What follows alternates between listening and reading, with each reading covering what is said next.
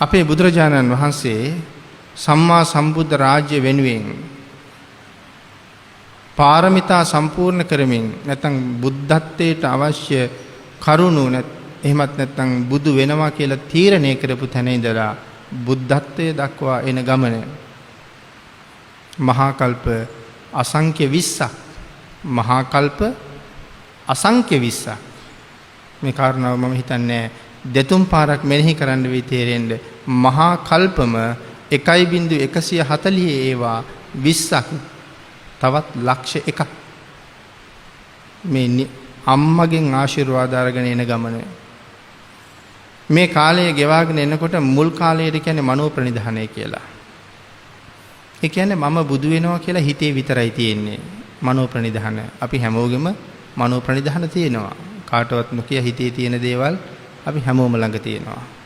එහෙමනම් මේ මනෝ ප්‍රනිධාන කාලය මහා කල්ප අසංඛ්‍ය 7යි කියලා සඳහන් කරනවා.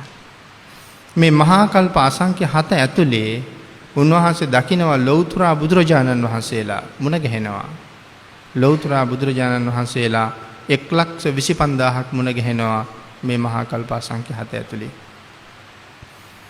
ඊට පස්සේ මනෝ ප්‍රනිධානය, වාක් ප්‍රනිධානය, මනෝ ප්‍රනිධානය මහා කල්ප අසංඛ්‍ය 7යි, වාක් ප්‍රනිධානය මහා කල්ප අසංඛ්‍ය 9යි.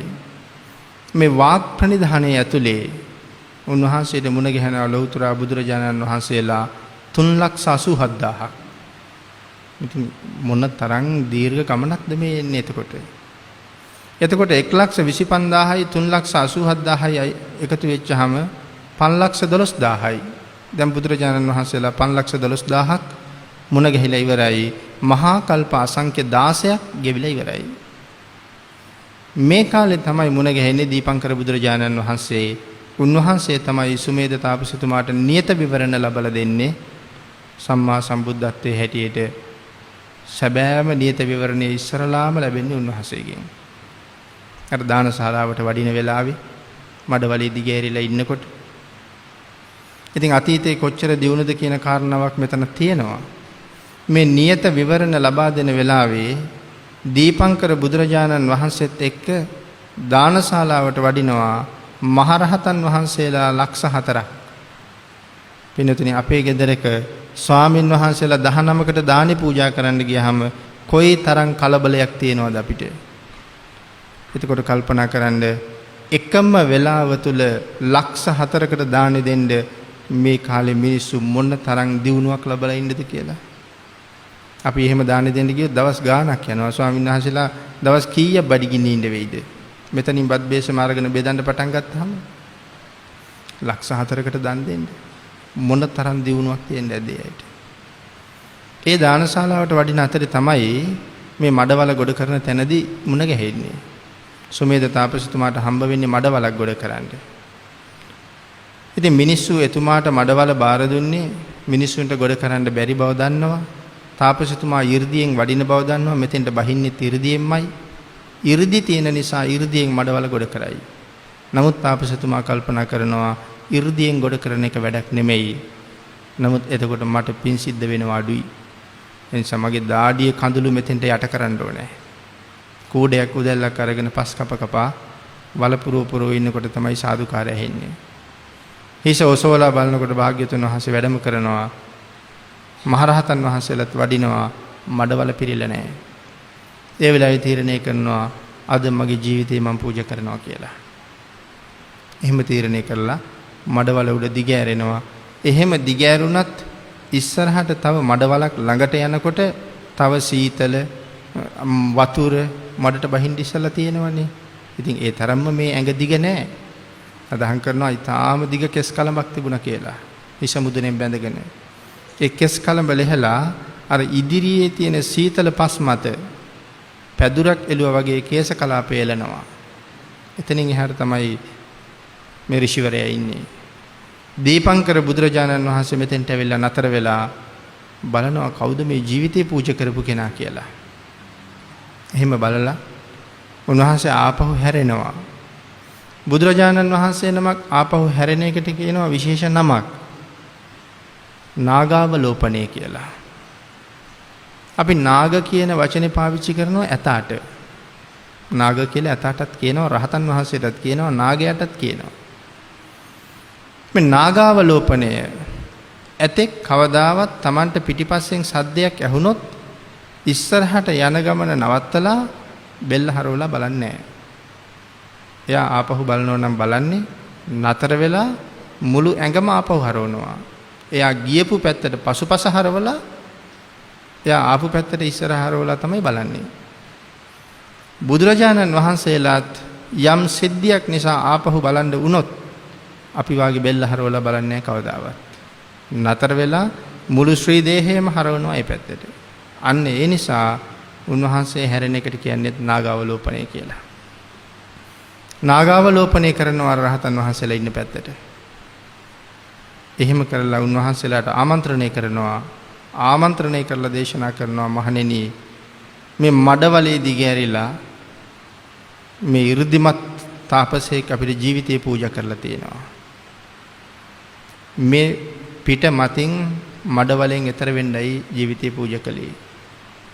ඉතින් ලක්ෂ 4කට පෑගුණොත් මිනිහෙකුගේ දූවිලිවත් ඉතුරු වෙන්නේ නැහැ. නමුත් බුදුරජාණන් වහන්සේ සඳහන් කරනවා මේ පිටට පය තියන්න පුළුවන් අය දෙවියන් බඹුන් මරුන් සහිත ලෝකේ එකම එක පුද්ගලයයි ඉන්නේ කියලා. කිසිම බ්‍රහ්මයෙකුටවත් මේ පිට පා ගන්න බෑ. විශේෂ කාරණාව විමසුවහම උත්තරයක් දෙනවා මේ පිටට පය තියන්න පුළුවන් සම්මා සම්බුද්ධ වෙච්ච මට විතරයි. මේ මඩවලේ දිගෑරිලා ඉන්නේ බුද්ධාංකුරයක්. ඒ වෙලාවේ දේශනා කරනවා තවත් මහා කල්ප අසංඛ්‍ය 4යි ලක්ෂ 1ක් ගත වුණාට පස්සේ දඹදිව කියන ප්‍රදේශයේ මහා සම්මත රාජවංශයේ ඔක්කාක රාජ පරම්පරාවේ ශාක්‍ය ගෝත්‍රයේ සුද්ධෝදන නම් පුණ්‍යවන්ත තාත්ත කෙනෙකුට දාව මහා මායා නම් පුණ්‍යවන්ත අම්මා කෙනෙකුගේ කුසේ පිළිසිඳගෙන මාස 10ක් මව් කුසේ ඉඳලා මෙලව එළිය දකින සිද්ධාර්ථ ගෞතම නමින් වසර 35කින් පස්සේ සම්මා සම්බුද්ධත්වය ලැබෙන මහා වීරයා තමයි මේ ජීවිතේ පූජා කරලා තියෙන්නේ. මේ විවරණය දෙන වෙලාවේ මුළු ලෝක ධාතුවම කම්පා වෙනවා. දෙවියෝ මිනිස්සු සාදුකාර කියනවා. උන්වහන්සේ නියත විවරණ ලැබලා දීලා සුමේද තාපසතුමා වටේට 3 වතාවක් ප්‍රදක්ෂිනා කරනවා. වන්දනා කරන්න බැහැනේ. එහෙමනම් ගරු කළ යුත්තන්ට වයසින් අඩුද වැඩිද කියලා කාරණාවක් නැහැ. ගරු කළ යුතු නම් බුදුරජාණන් වහන්සේ පවා ගරු කළා. මේවා අපිට මහ පුදුම අවවාද මේ කාරණා. ඒ නිසායි 3 වතාවක් ප්‍රදක්ෂිනා කරන්නේ. එහෙම ප්‍රදක්ෂිනා කරලා වඩින්න ලෑස්ති වෙනකොට තරුණියක් දුවගෙන එනවා එතෙන්ට. ඇවිල්ලා ඇය ගාව තියෙනවා සමම් පිච්චමල්. පිච්චමල් මිටි 8ක් තියෙනවා. මිටි 5ක් පූජා කරනවා. පූජා කරලා ප්‍රාර්ථනාවක් කරනවා භාග්‍යවතුන් වහන්සේ මේ මඩවලේ දිගෑරිලා ඉන්න ඍෂිවරයාට සම්මා සම්බුද්ධත්වය නම් අති උතුම් තැනට එන්න පුළුවන් කියලා මොහොතකට කලින් ඔබ වහන්සේ නියත විවරණයක් දුන්නා. ඔබ වහන්සේට සමම්පිච්චමල් පූජා කරලා මා ලබා ගන්න කුසලය මේ උත්තමයන්ගේ සම්මා සම්බුද්ධත්වයේ සාක්ෂාත් කර ගැනීම සඳහාම හේතු වේවා කියලා මම ප්‍රාර්ථනා කරලා පින් අනුමෝදන් කරනවා කියලා බුදුරජාණන් වහන්සේට මල් පූජා කළා. තව මල් මිටි 3ක් තියෙනවා. ඒ මල් මිටි 3 දෙවනි වතාවේ පූජා කරනවා. පූජා කරලා ප්‍රාර්ථනා කරනවා ස්වාමීනි මේ මහා පුරුෂයාණන් ලෞතර බුදු බව ලබන ආත්මේ උන්වහන්සේගේ ශාසනයෙන් සදහටම සංසාරයෙන් එතර යන්න මට පින් ලැබේවා කියලා තමයි ඊතුරු මල් මිටි 3 පූජා කළේ. මේ තරුණියගේ නම සුමිත්තා. මේ වෙන කවුරුවත් නෙමෙයි යශෝදරා දේවින් වහන්සේමයි. පටන් ගත්ත තැන ඉඳලම සංසාරේ පිටිපස්සෙන් යන කෙනෙක්. පිරිනිවන් පාන්න ගිහිල්ලා බුදුරජාණන් වහන්සේට ඒ කරුණ මතක් කරනවා. අග්‍ර ශ්‍රාවකයන් වහන්සේට පවා ආපස්සට ජීවිතේ බලන්න පුළුවන්. ජාති ස්මරණීය ඥාණයෙන් ආපහු බලන්න පුළුවන් සඳහන් කරනවා මහා කල්ප අසංඛ්‍ය 4යි කියලා. සරියුත් මහ රහතන් වහන්සේට බලන්න පුළුවන් මහා කල්ප අසංඛ්‍ය 4යි ආපහු. නමුත් යශෝදරා දේවින් වහන්සේ මේ රහතන් වහන්සේ පිරිනිවන් පාන්න ගිහිලා බුදුරජාණන් වහන්සේට මතක් කරනවා ස්වාමීනි මතකද ඔබ වහන්සේ මුලින්ම පුරාණ බ්‍රහ්මදේව බුදුරජාණන් වහන්සේ ළඟ බුද්ධත්වයේ ප්‍රාර්ථනා කරන වෙලාවේ මම ළඟ හිටියා ඔබ වහන්සේට මතකද කියලා අහනවා. ඒ කියන්නේ මහා කල්ප අසංඛ්‍ය 16යි ගණනක් ඈතට පේනවා. ඒතරම් මහ ප්‍රතාපවත් කෙනෙක්. නමුත් අපි මේ චරිත ගැන වැඩි කතා කරන්නේ නැති නිසා අපිට ශ්‍රද්ධාව උපදින්නේ නැහැ මේ චරිත ගැන. අපි හිතනවට වඩා බොහොම ආශ්චර්යයි. ඉතින් මේ විදිහට තමයි නියත විවරණ ලබාගෙන බුදුරජාණන් වහන්සේ දානශාලාවට වැඩියා. දෙවියන් මිනිසුන් සාදුකාර පවත්වනවා, කල්පනා කරනවා මට බුද්ධත්වයේ ලැබෙනවා කියලා. බුදුරජාණන් වහන්සේ දේශනා කළා තථාගත වරුන්ගේ වචනේ කවදාවත් බොරු වෙන්නේ නැහැ. උදාහරණ ගණනාවක් කල්පනා කරනවා. අහසට විසිකරුවොත් ගල් කැටයක් සුමේද තාපසතුමයි මේ හිතන්නේ. ඒ ගල් කැටය කවදාවත් අහසේ රැඳෙන්නේ නැහැ. අපි යොදන ශක්තිය ඉවර වෙච්ච ගමන් ගල් කැටය අපහු පල්ලෙහාට එනවා. අන්න ඒ කාරණාව සත්‍යයි. තථාගතවරුන්ගේ වචනයත් එසේම සත්‍යයි. යම් අම්මා කෙනෙක් ලෝක ධාතුවේ දවසක ගැබ්බර වුණොත් ඒ අම්මා තමන්ගේ කුසේ ඉන්න දරුවා ලෝකෙට බිහි කරන බව සත්‍යයි. ඒ සත්‍ය සමානයි බුදුවරුන්ගේ වචනේ කවදාවත් බොරු නැහැ. එහෙමනම් මට බුදු වෙන්න පුළුවන් කියලා දේශනා කළා. ඒක සත්‍යමයි. මෙහෙම කල්පනා කර කර ඉන්න වෙලාවේ දෙවිවරු ඇවිල්ලා කතා කරනවා සුමේද තාපසතුමාට. සත්‍යයි මහා වීරයන් මහා පුරුෂය ඔබට බුද්ධත්වයේ ලැබෙනවා සත්‍යයි. එහි පෙර නිමිති ඔබ දැන් දකින්න බවත් සත්‍යයි කියලා සඳහන් කරනවත් සමගම මේ නිමිති 32ක් පහළ වෙනවා. නියත විවරණ ලැබෙන කොටත්, මව් කුසේ පිළිසිඳ ගන්න කොටත්, මව් කුසෙන් බිහි වෙන කොටත්, ලෞතර බුදු බව ලැබෙන කොටත්, දම්සක් දෙසන වෙලාවෙත් නිමිති 32 බැගින් අවස්ථා 5ක නිමිති පහළ වෙනවා. එහෙමනම් ඔබ බුදු වෙන බව සත්‍යයි කියන විශ්ව ධාතුව ඔබට කරන උපකාරය, විශ්ව ධාතුව ඔබට දක්වන උපහාරය දැන් ඔබට දකින්න පුළුවන් කියලා දෙවියෝ කියනවා.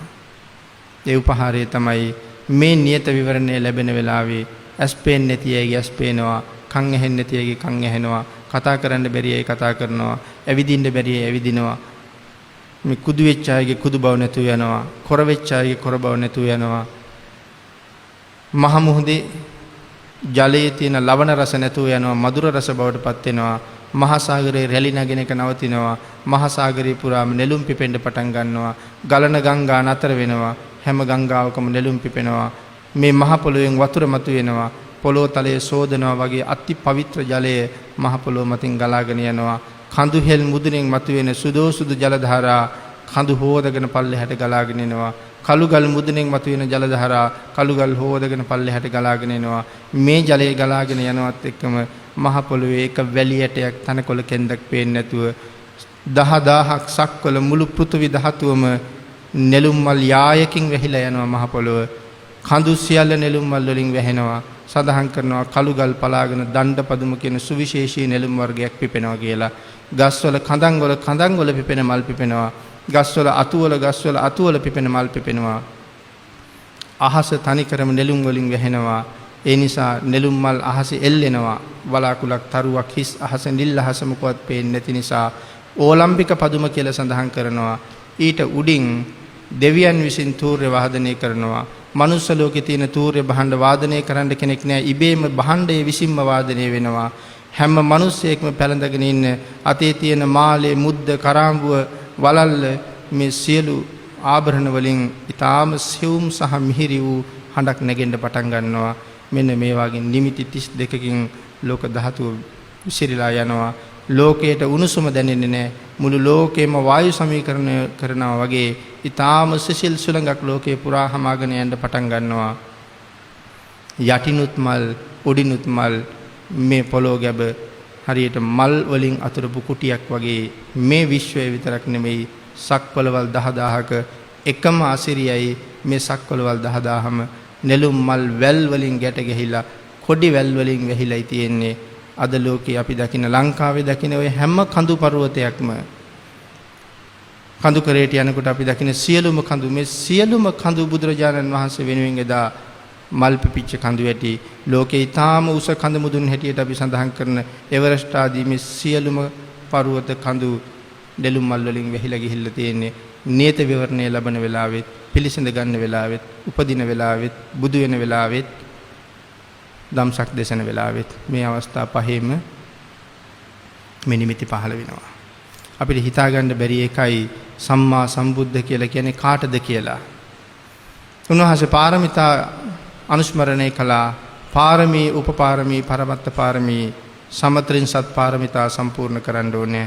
මහා කල්ප අසංඛ්‍ය 4 ලක්ෂ 1ක් ගත වෙනවා මේ පාරමිතා ටික සම්පූර්ණ කරලා ඉවර වෙනකොට.